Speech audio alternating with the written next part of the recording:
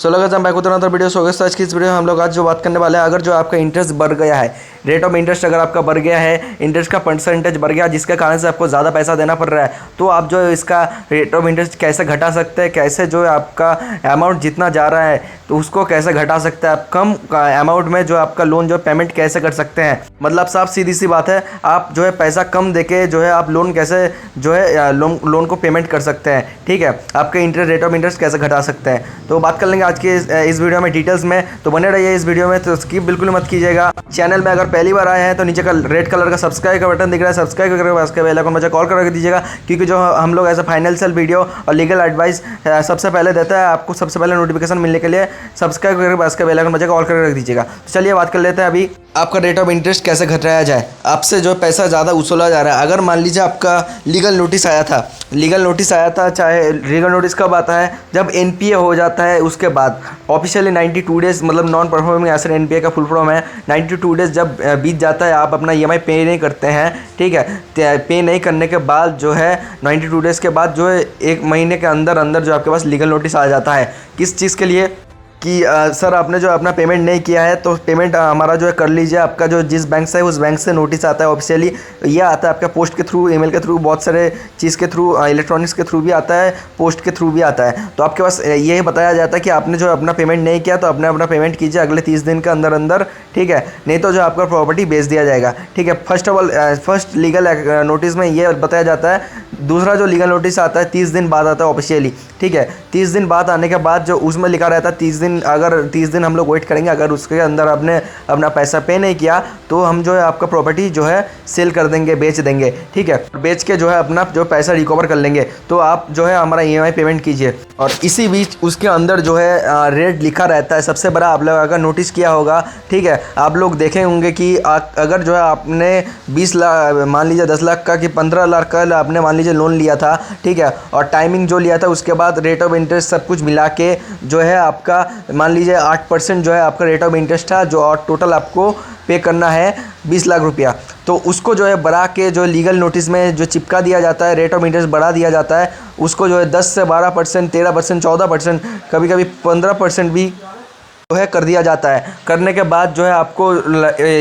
कभी जो 20 लाख का लोन जो होता है तो टोटल जो है रेट ऑफ इंटरेस्ट मिला के कभी कभी 25 लाख बताया जाता है ऑलरेडी, जिसमें आपने जो 5 लाख जो है पे कर दिया है, जो टोटल अभी आपका 15 लाख पे होना बाकी है, तो उसको जो है 25 लाख बता देते हैं, 20 लाख, 21 लाख ऐसा बता देते हैं। तो ये सब कुछ होता है कि इस कारण से, रेट ऑफ इंटरेस्ट बनने के कारण से। तो रेट ऑफ इंटरेस्ट जो है अगर आपका बढ़ जाता है तो सबसे पहला बात, आप कहाँ जाके जो है कंप्लेन कर सकते हैं, और जहाँ से आपको जो है न्याय मिलेगा और जो आपका रेट ऑफ इंटरेस्ट घट जाएगा। ठीक है, तो सबसे पहले आपको जो है डीआरटी कोर्ट जाना है। ठीक है, अगर आप जो है डीआरटी कोर्ट क्या करता है, अगर आपका जो है 20 से 25 लोन से ज़्यादा, 25 लाख के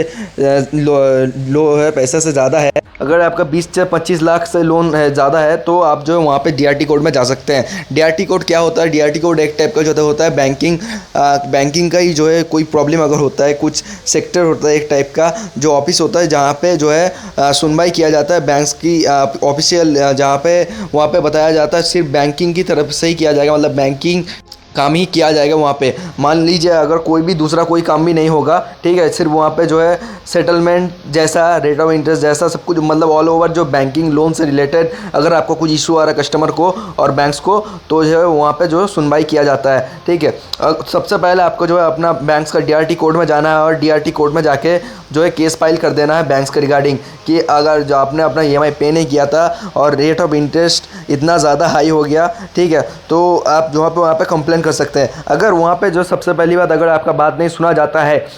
तब आप सिंपली जो है डायरेक्ट आके जो है कंज्यूमर कोर्ट में जा सकते हैं। कंज्यूमर कोर्ट क्या होता है आप सभी लोगों को मालूम ही होगा। कंज्यूमर कोर्ट एक टाइप का जो है कस्टमर के लिए होता है, चाहे वो कोई भी चीज़ हो, चाहे वो छोटा से छोटा एक कुरकुरे का पैकेट हो, चाहे या कोई भी चीज़ हो, अगर आपने कोई भी चीज़ परचेस किया है और जिसके कारण से आपको कुछ इशू आ रहा है, कुछ प्रॉब्लम आ रहा है, ठीक है, कोई भी चीज़ परचेस किया है और जो है आपके साथ वो नाइंसाफ़ी कर रहे हैं कोई भी तरीके से, ज़्यादा अमाउंट लेके या फिर कुछ गलत कर रहे हैं आपके साथ, जो आप सीधा जो कंज्यूमर कोर्ट में जा सकते हैं। तो अभी जो आपने एक टाइप से जो लोन लिया है, तो आप जो हुए एक टाइप से बैंक्स का कस्टमर, तो बैंक्स का कस्टमर क्यों हुए? आप जो रेट ऑफ इंटरेस्ट पे कर रहे हैं उसके लिए फ्री में नहीं ले रहे भाई पैसा, ठीक है। तो अपना जो आप जो अपना पैसा जो फ्री में नहीं ले रहे, रेट ऑफ इंटरेस्ट पे कर रहे हैं, जिसके कारण से आप उनके कस्टमर बने। अगर जो इसलिए जो कंज्यूमर कोर्ट में आप जा सकते हैं। अगर जो है उल्टा सीधा बात करते हैं, मतलब मान लीजिए आप सबसे पहले जाके बैंक्स के मैनेजर से जो रिक्वेस्ट कर सकते हैं। बैंक्स के मैनेजर अगर बैंक्स के जो हाथ में ही होता है, अगर वो चाहते हैं तो आपका जो रेट ऑफ इंटरेस्ट जो घटा सकते हैं।